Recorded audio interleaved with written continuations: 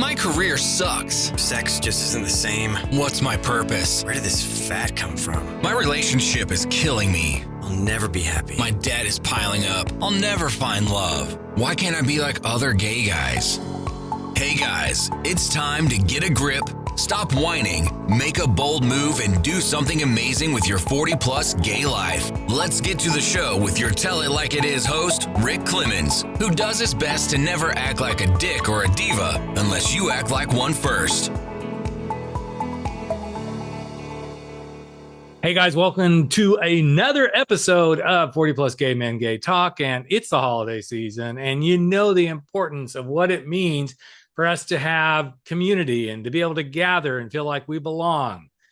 And the holiday season usually screws some of that all up, because whether it's going out to social things or dealing with family. But today's guest has found a way to help a group within our lovely LGBTQ community feel like they even belong more. And we're talking about the gay daddies, and I'll let him explain how he brought that all together. But I'm so excited that David Morgenstern is here to talk about his company, what they're doing to create community, to have a voice, to be seen, to be heard, and even to like, hey, how do you wipe up, those dirty diapers and all that sort of stuff. So welcome to the podcast, Mr. David Morgenstern. So glad to have you here and have you representing your company, which I'll let you say what it is. Yeah, thanks, Rick. Appreciate it. So Yeah. I am the founder of GADDIES, or Gay Daddies, which is a company focused on bringing celebration and visibility to gay dads. I'm a gay dad myself, and queer people, I think we're used to finding ways to find one another. But for me, I'd be at the park and I'd be trying to guess if that was a hipster or another gay dad. And I said, there's got to be an easier way to do this. And I had an apparel background and thought, let's build us some merch, and sort of have become this half merch, half cultural platform with very clear in the mission of celebrating, shining a spotlight on a group of people that to this point have not had anyone cheering for them in this manner. Yeah. I think everybody's cheering in their own interesting little way, but there is something, I know there's another group out there. I'm going to screw it up because I should know because I've interviewed him, but there's a whole Gay Dads Network sort of thing out there. Gays with Kids. Gays with Kids. Thank you very much. Brian. Yep. And I remember when I, interviewed him many, many years ago when they were first getting it started, I'm like, this is kind of cool. We need some representation. And then they've kind of grown tremendously. Mm-hmm. And when I saw what you were doing, I'm like, this is actually even cool because now there's merch and all that sort of stuff. And I know even within the daddies world, and not meaning daddies guys, but, daddies world of having kids, there's even this like, well, you have all sorts of families coming together. Some are doing surrogacy, some are adopting. Then you've got guys like me that came out of the closet late in life and I had biological kids. So there's just such a plethora of what does it mean to be a gay dad and to embark into that space. So I'm assuming that was actually a big motivation for doing this. I think one of the things that's surprised. So our kid is 4. And one of the things I've been surprised over the last 4 years is even within the queer community, how much the conversation focused on how did you have children? And those are really important discussions, but they can also be super divisive. I think, depending on how you answer that, you can get a head tilt to the right or head tilt to the left, right?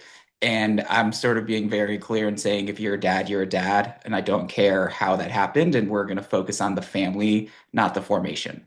Yeah. Yeah. Well, I'm definitely not a platinum gay. So let's just go there. Yes, I have helped breed my own children and all that. But I love that there's that diversity, because it is something that gets talked about a lot. And I love how you said that the TED help to the right or the left. It's like, always so interesting, right? Mm-hmm.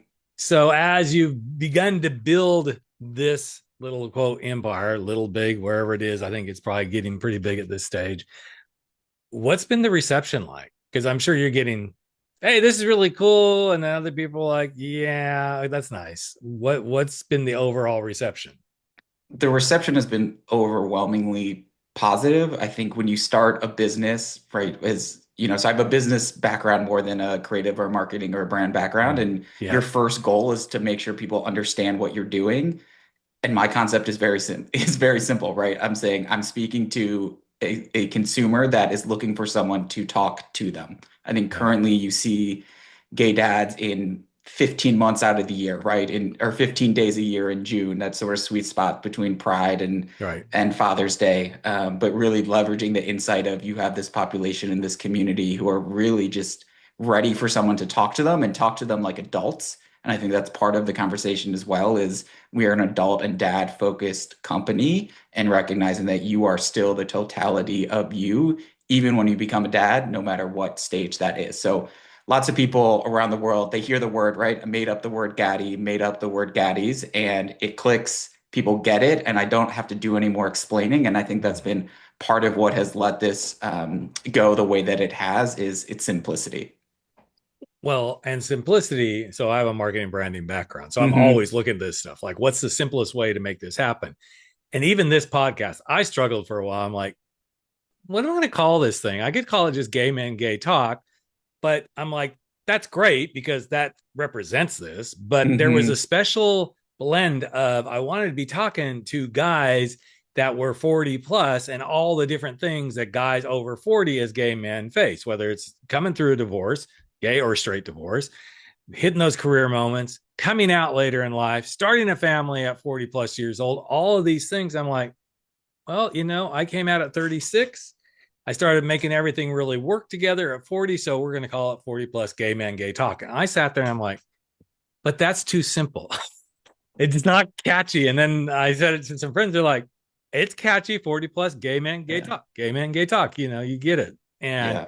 sometimes it's so easy to get in the way of branding and like, let's overcomplicate things.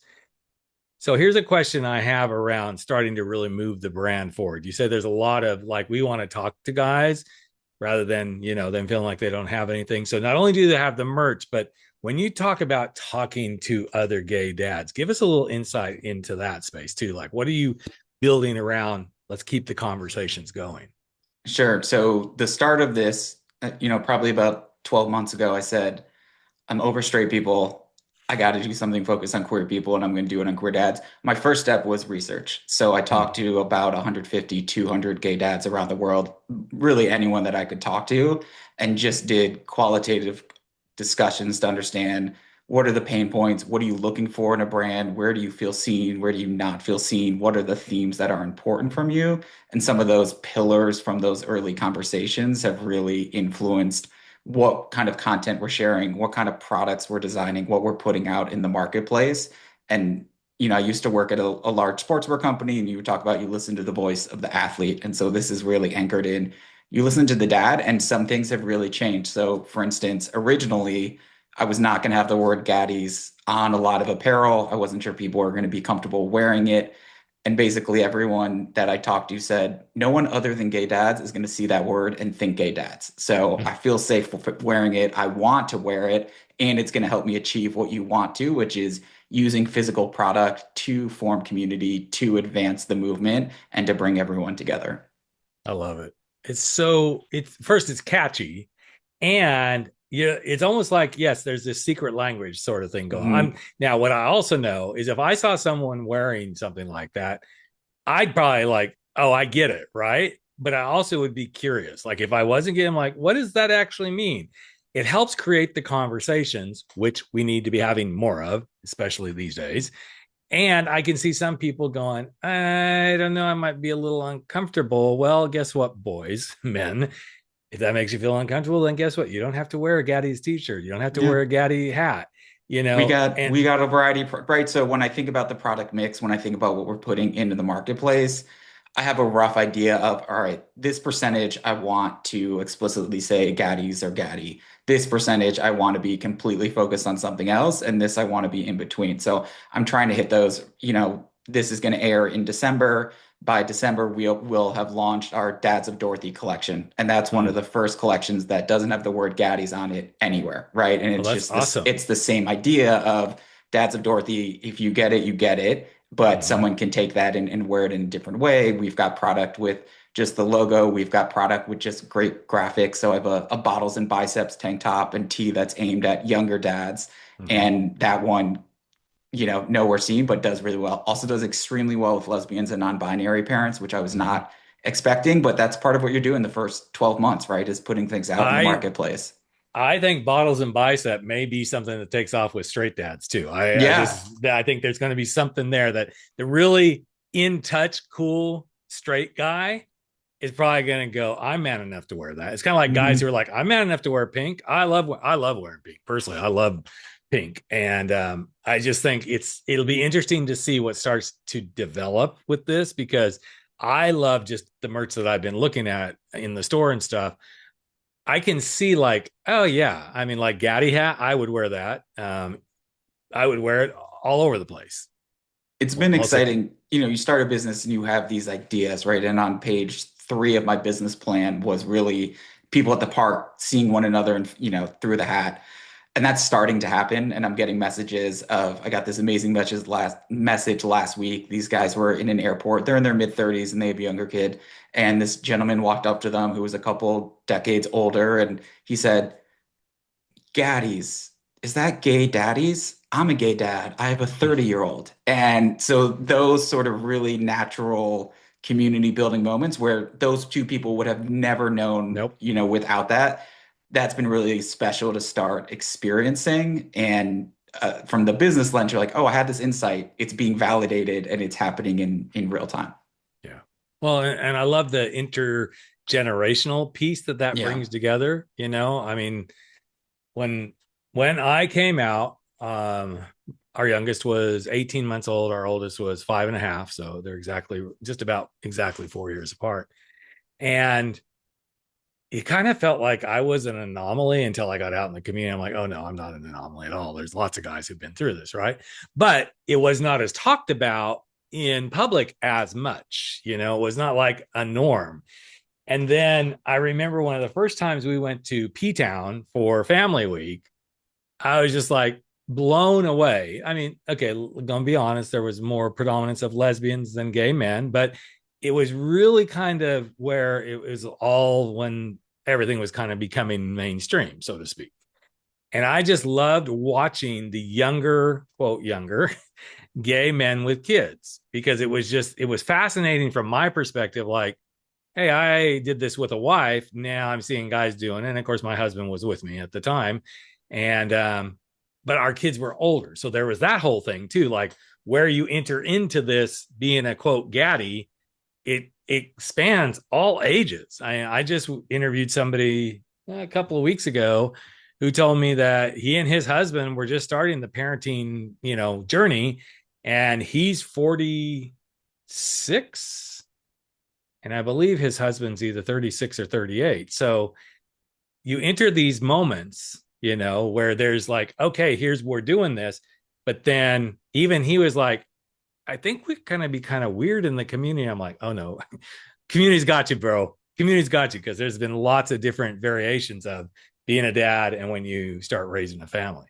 Absolutely. And I think the intergenerational connections is a huge personal motivation for me. So I volunteered for a long time with SAGE, which is an organization Mm-hmm. on, benefiting elderly queer folks' life. And I hope there's I think about it, and there's 3 different generations that this speaks to. It speaks to younger queer people who may want to have kids, right? And this is Yep. just another avenue of them seeing, hey, what is being a parent like?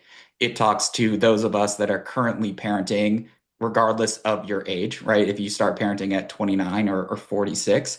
And then it also speaks to older generations, because some of the sweetest moments that you have when you're out as a gay dad are from older queer couples who will come up to you and just say, this is so incredible to see, me and or a partner always wanted to be parents, but it wasn't an option. And that's why I'm really intentional about saying gay and queer dads, we're not new. We've been here as long as dads have existed. But what is new is that there is a sizable amount of us now doing it in an authentic manner, that something like Gaddies can exist in the year 2025, where it wouldn't have been able to previously. But don't you think that is such a testament to why your brand is doing well and could do even really well? Because there's this bigger acceptance, even though crazy things are going on. Let's just be honest about Yeah. that. I I feel like what you're bringing to the world table of retail and everything else, but also to the table of LGBTQ rights and standing in the face of what's going down in the US, especially. Like every day is like, are they after us? They're not. Maybe they are. Maybe, all this sort of stuff. It's just another proof point that you can't hide us. You can't make us go away. We are, hate to use the phrase, we're queer, we're here, right? We've always been here. We always will always be. been here. Always been here. And there's always in some way, shape, or form been gay parents. Maybe it wasn't as prevalent and put out in the world the way it is now, but just the fact that we're not backing down, we're not going to go hide. There's nothing. I mean, this podcast alone is like, I'm not shutting my mouth. Ain't going to happen. And I think that's the beauty of what you're also too doing, David, is this is another form of whatever you want to call it, resistance, awareness. I see yours more as like awareness. Hey, here, what does that shirt mean? Now you can have a conversation. Doesn't mean everybody's going to, suddenly wrap your arms around someone who's wearing one, but at least the conversation became present in the world, whether it's within our own community or external of our community. Yeah, and again, I think from a business lens, doing it unapologetically and being extremely clear on this is who I'm speaking to. And obviously, anytime you're starting a business, you're trying to define what is the marketplace. And I have picked not the world's largest marketplace, and that's okay, right? Because you are providing something that is new to them. I think where it expands and where it grows are who I call my gaddie baddies, right? And this idea of everyone has a gay cousin. You have people who have had gay dad friends. And the other motivation for the brand was that people want to celebrate us, they want to validate us, but they don't know how. And oftentimes, if you don't know how to do something, you don't do it because you're scared, right? But now you have this platform, we have this website that has all these different things happening. I have an online bookstore with just books featuring gay dad families. So people are buying them for their friends, they're buying them for their own family because they want to show different types of love for their kids as they're raising them. So for you personally, like, other than starting a business, it's just it's a endeavor no matter what.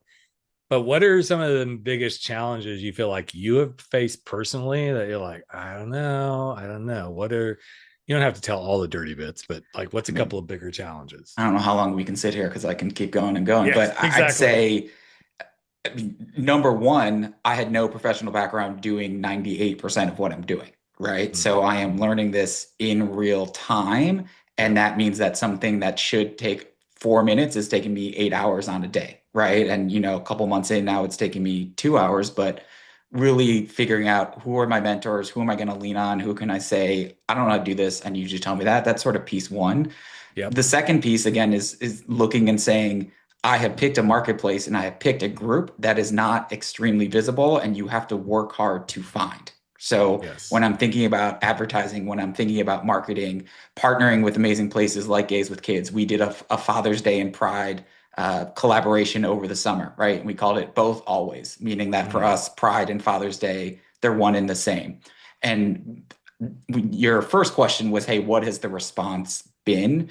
And when I talk about partners like Gays with Kids or others, the response has been so positive because I'm doing something totally new and I'm not trying to play in their space.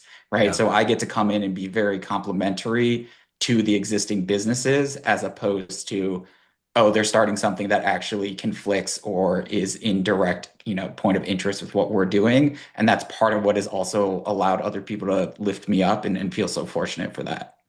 I think that's so important. I have a lot of counterparts that run other groups like I do and, coach, all that sort of stuff. But one of the things that I learned really, really quickly, and maybe it's because I would never see myself infringing on somebody else's brand. But as I came into those groups, like there's one called Gay Men Going Deeper, the Gay Men Brotherhood, totally respect those guys and the work that they do. I'm a member. I go in, I comment and stuff, but I'm not coming into like, hey, I'm a coach too, raise your hand. I'm like, just, doing that. There's another one, Gay Fathers Worldwide, that I've become involved with quite a bit. And I talked to the organizer and said, hey, I just want to come in to support. I said, I would love it, since a friend of mine's like, hey, Rick should be part of this. I would love it if I could showcase my podcast. But if that's not cool, man, I totally won't. And I'm very particular about what podcasts I go put into that group. This will be one of them. I will definitely. I was going to say that's new to me, so we can talk. That afterwards. will definitely be one when this one airs. I will filter it into the group because I think there's this first being respectful to somebody else's brand, number one, and number two, realizing there's plenty of room for all of us to do this work together.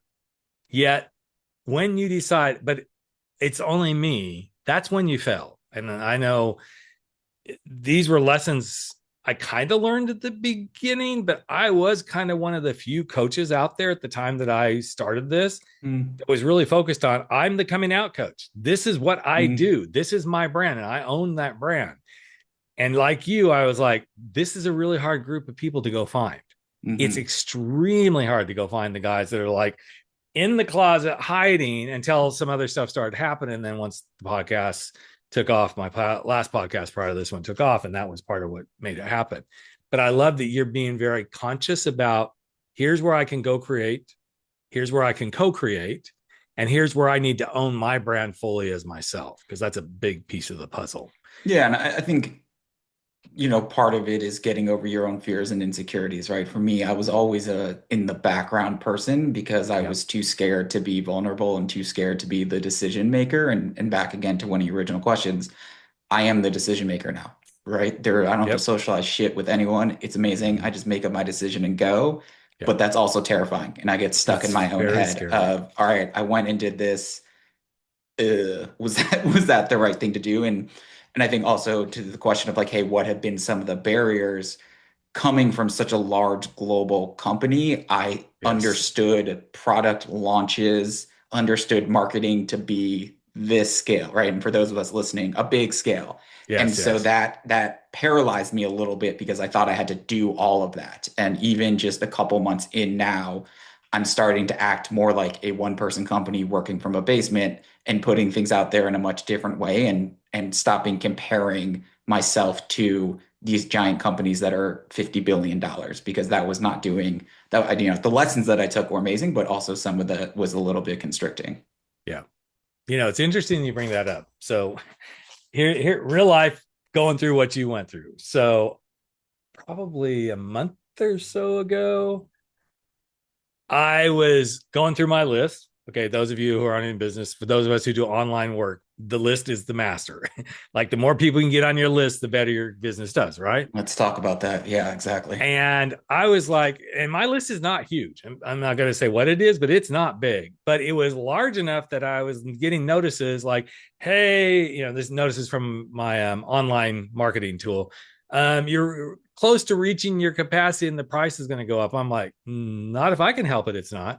So I went and did an assessment. I'm like, okay, who's actually opening emails? Who doesn't need to be in here? And I hadn't done this in a long time, David. So back to like, you start to manage your business and like, okay, I guess I'm going to make these decisions.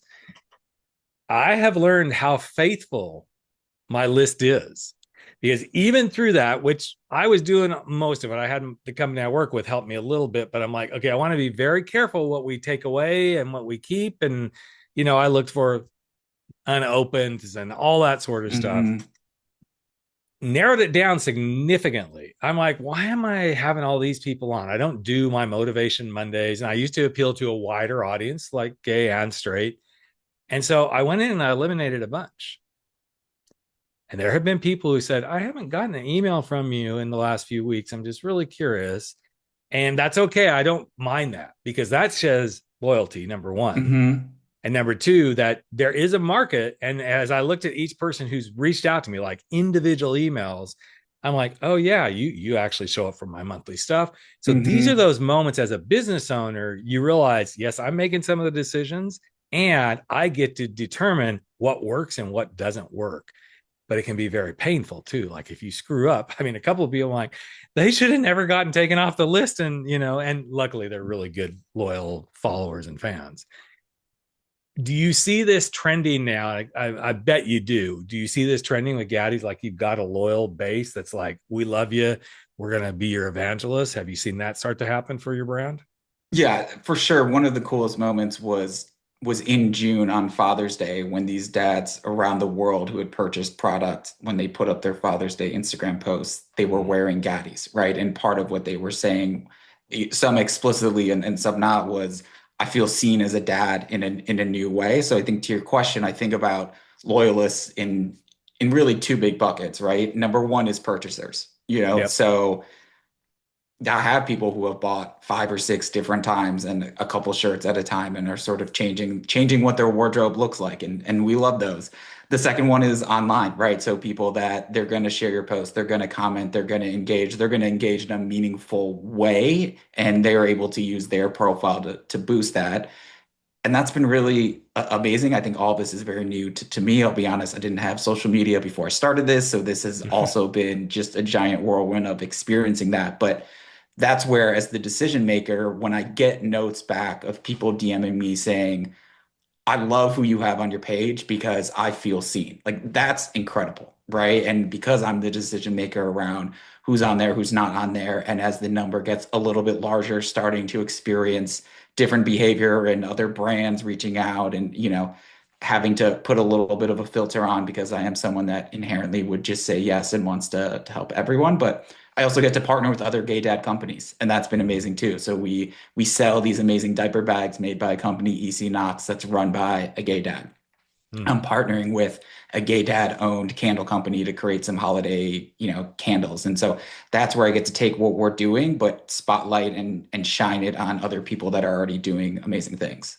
Are you doing a line called the Dirty Diaper Candle? Because You I'm sure know, that we're would go doing over really well. we're doing the opposite of, all right, that don't smell that, smell this, Smell right? And this. then figuring out how that all comes together, but also figuring out what is the capacity of the marketplace and what is my capacity for introducing certain types of products. How do I start diversifying that? How do I start diversifying the price point? How do I think about users, like all the core business fundamentals that are not the exciting part? My husband will ask me all these quantitative questions. And again, I have like a business MBA background, and I just go, I'm a creative now. I don't do numbers. I'm like, it's not what I do now. I don't do Excel. But the My reality husband is won't even talk to me about this. So he's yeah, like, well, no, there you that's your go. thing. That's your You have to thing. do all of it. And I think one thing that I've been learning a lot that I have not gone there, but someone's point is like, if you put something out and it flops, that means no one sees it. So there's nothing embarrassing about that. And I've been trying to, again, bring that startup mentality a little bit more out there and not measure everything solely on some of the quantitative pieces. This is interesting to me because, and since I'm talking to somebody who's doing this already, I have toyed and toyed and toyed around with having some shirts, right? Hmm. Because I've heard from so many people the no fears, no excuses, no apologies would be really cool on a t-shirt. And I have a good friend who his brand is compete every day. And he and I have talked about it numerous times because he's done very well with it. And he goes, Rick, that's a solid. That no fears, no excuses, no apologies is a solid because guess what? It works for anybody. Hmm. Anybody who's struggling to be who they are, anybody who's like trying to get in shape, anybody who's wanting to lose weight, anybody who's like, nope, wanting to make a big decision to go out on their own. He goes, I think you're missing an opportunity. And so it's something that's really interesting to me because I toy with it and I'm like, I don't know if I want to deal with this. And I'm like, okay, just go try it with an online shop that it's print on demand. And yeah, I'm not super concerned if I make a lot of money on it. Hmm. Be nice. And so I keep toying around with it. I mean, seeing your hat with the Gaddie hat, I'm like, I could see it on a hat too. Like no fears, no excuses, no apologies. I've thought about it in the gay realm a lot because I'm like, I could see something like that being released pre-pride, like, and have the words in kind of like a rainbow, sort of thing. I think people would go, I'd wear that, or I'd love to have that. So, you've inspired me to, as soon as I knew we were doing this, I'm like, Yeah.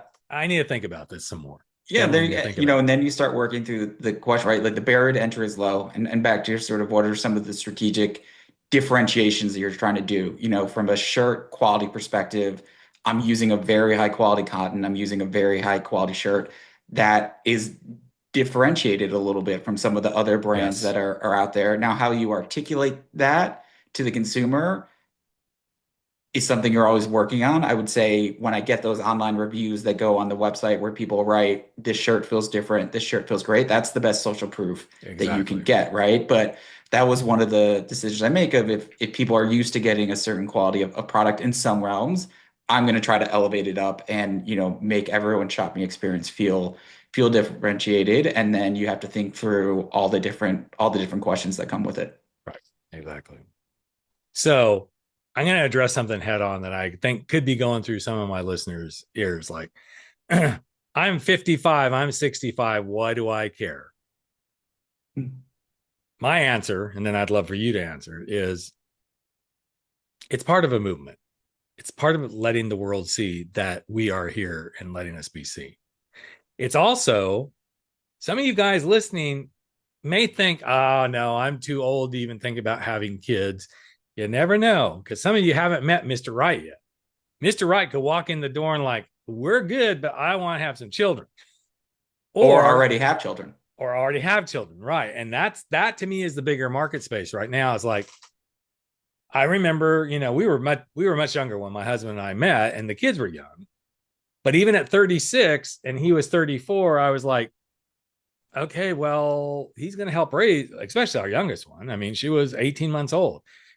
Now they're 26 and 30. It's a big thing. And my girls don't even know I'm doing this interview because I'm afraid to like let them know, because I can just see them go, we're going to go get dad's matching t-shirts and everything for Christmas. They sure are. We love it. We love it. But that's the thing. This is part of keeping the momentum going. And then when you bring not only our community, you bring the allies into these conversations. It's one of those things that it just helps communicate to the world. Once again, we're queer, we're here, and we've always been here, and we're not going away. So I just love that you're doing this. I think you asked like, what are some of the barriers, but then also what are the wins? Yes, I've done a couple in-person Pride festivals over the summer, and those were by far the most fun I've had in the 10 months of doing this, right? You were interacting with real people. The brand hits so differently with men who had kids with women, right? And even a couple hours into the festival, I could like spot them from 50 yards away, right? It was a way that they looked. It was a way they looked at the flyer, a way they looked at the pieces, which is amazing. But I met this one couple, and then they DM'd me later, and they said, we now refer to my partner as the step gaddie. We never really knew what to call him before, but now we have this terminology that we can use in a different way. And I mean, those are just some of the moments that you sit and you're like, oh, wow, like this is a thing that's happening. And this is a thing that really means something. But, again, like statistically, and the numbers will go a little bit, but 70 to 75% or north of 50% of men who identify as gay dads in the US, they started their families with women, right? And it's just such an unseen, invisible population from my perspective, and why part of what I've been so clear in doing work with those families and spotlighting them is I only exist today because of all the dads that came before me, Yeah, exactly. You will have arrived when there's an Instagram video with some little kid saying, fuck you, Gaddie. Fuck you, Gaddie. Then you will know you have achieved the social media realm that you so deserve. So, I'll have to put that into my 3 to 5 year plan. I hadn't thought about that. Yes, please do. That's what I'm here for. I do 3 to 5 year plans with lots of people in in another role I serve, and I'm like, I said that to a client, not what I just said to you. I said, you know what? Sometimes you need to think about what's going to hit. I said, you never know. I said, I've been at this 9 years, well, more than 9 years, 2009, so almost 15, 16 years now. And the no fears, no excuses thing didn't hit till 2018 or 19.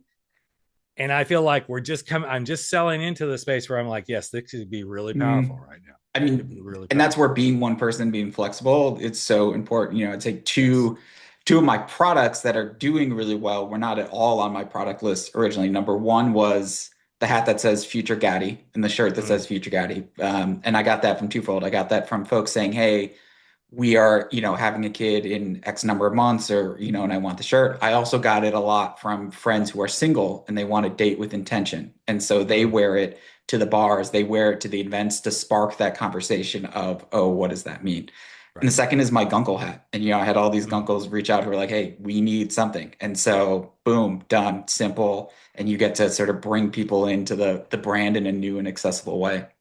That's so cool, David. Well, I'm just really, truly excited that this is happening. I love seeing what you're doing, the community, the clothing, every bit of it.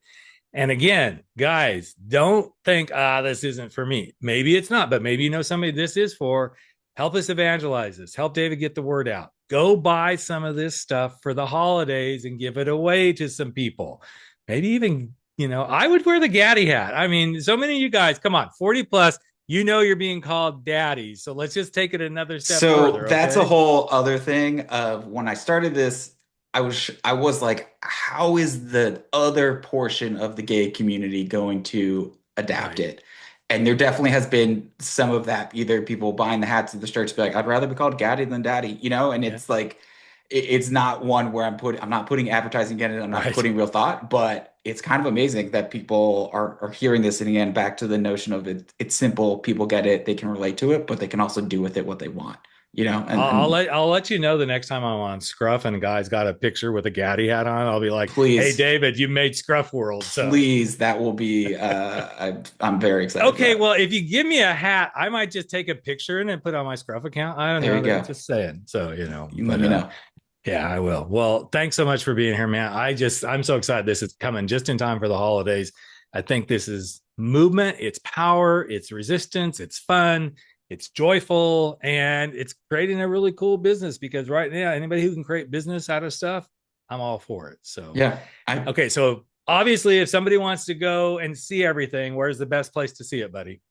HeyGaddies.com, HeyGaddies.com. And we are also on Instagram at HeyGaddies, HeyGaddies. Awesome. Great. So I hear little feet pitter pattering towards that little URL already, man. So hopefully it'll be a really good season. Hopefully they're stomping. Yeah. Yeah, stomping. Yeah, exactly. Well, it could be the little ones going, hey, you need to get this, daddy. So I heart my gaddies, or I heart my, like that's some of the feedback I got was a lot of my things were gaddies, and there were a lot of single guys doing this by choice. So I had to make I got to make a I heart my gaddie onesie. And again, things that, you get to start experiencing, but you listen. I know. I think maybe a single Gaddie could be a really interesting thing to put on a shirt too. Single Gaddies, single Gaddie. So there you go, bro. Well, once again, David, thank you so much, man. I so appreciate you guys. Go support this guy. He could really use it. And we need more ways to show the world, here we are, and here's how we roll. So thanks for being here with me, man. I so appreciate you. See you, Rick. That's a wrap for 40 Plus. Gay men, gay talk, where size doesn't matter. We drop our bullshit, get over our screwed up fears, make bold moves, and live life without apologies. Don't forget to join us on Facebook at 40 Plus, Gay Men, Gay Talk, where the conversations continue.